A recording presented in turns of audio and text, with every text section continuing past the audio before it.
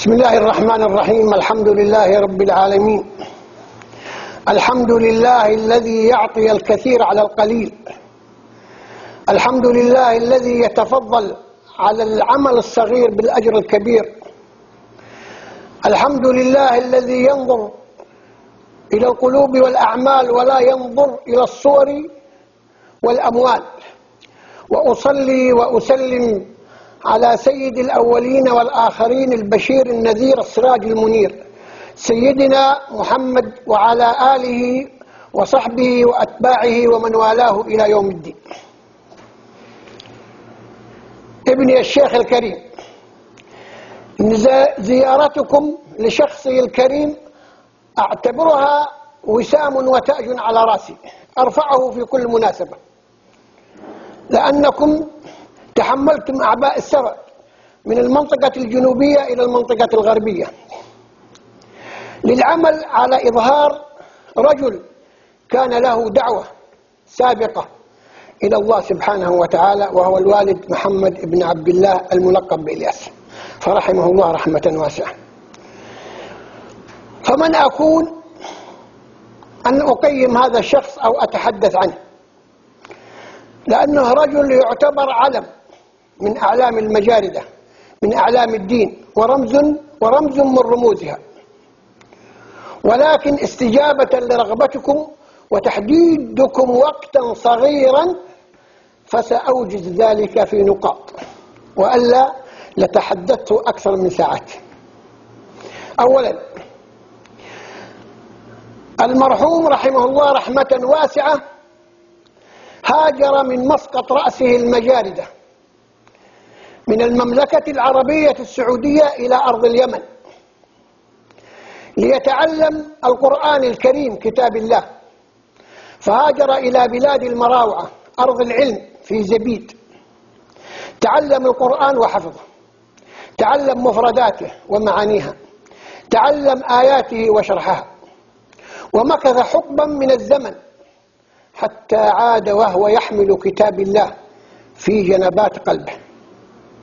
رجع إلى المجاردة رحمه الله رحمة واسعة، فاجتمع بمشايخ ونواب وأعيان القبائل ونشر دعوته وحثهم على أن يكون معلما لأبنائهم،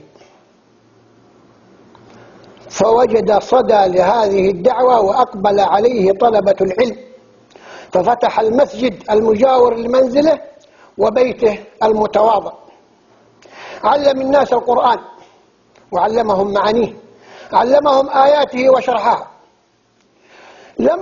لم يقتصر ذلك على هذا الكلام، بل اجتمع مرات ومرات مع الشيوخ والأعيان وطلب منهم العمل على إقامة بيوت الله المساجد، وطلب منهم أن يختاروا من يثقون فيه ليكون مؤذنا وإماما، فتم له ذلك، وطلب منهم مساعدة بما يستطيعون فقط، تم ذلك وتحقق له ما أراد.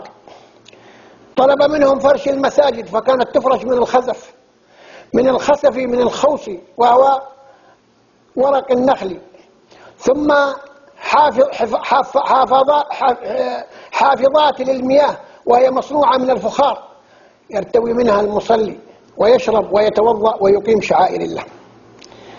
لم يكتفي بهذا، بل طالب لهؤلاء الأئمة والمؤذنين من لدى المسؤولين أن يكون لهم مكافآت مقطوعة تعينهم على أداء واجبهم لإقامة هذه الشعائر، فجزاه الله خيرا وتم له ذلك. قام بفرش المساجد وطالب به وإيجاد المصاحف في المساجد، حارب البدع والمنكرات والشركيات، ومهما تحدثنا في هذا الشخص فلن نفي حقه. هذا الشخص طيب القلب رحيما لا تأخذه في الحق لومة لائم. هذا الرجل كان يعمل مؤذنا وإماما ومأذونا شرعيا ومقدرا للشجاج، فحرص على كل أعماله بكل أمانة وإخلاص. كان يساعد الفقراء، كان يبذل من حقه في سبيل الدعوة، كان يحارب الشرك، كان يحارب البدع، ولكنه وجد صدى لهذه من القبائل والمشائخ وساعدوه على ذلك. هذا الرجل لن أوفي حقه ولن أتكلم بأكثر مما تكلمت عنه. رجل رحمه الله يستحق التقدير، ولولا أن منحتني بضع دقائق من دقيقة إلى دقيقتين لتحدثت أكثر. أرجو من الله سبحانه وتعالى أن تكون زيارتكم لمثل هذا في ميزان حسناتكم، وأن يرحمه رحمة واسعة، وأن يرحمنا ويرحمكم ويرحم أموات المسلمين رحمة، ونجتمع إن شاء الله على خير. وآخر دعوانا الحمد لله رب العالمين، وصلى الله وسلم على سيدنا محمد وعلى آله وصحبه أجمعين.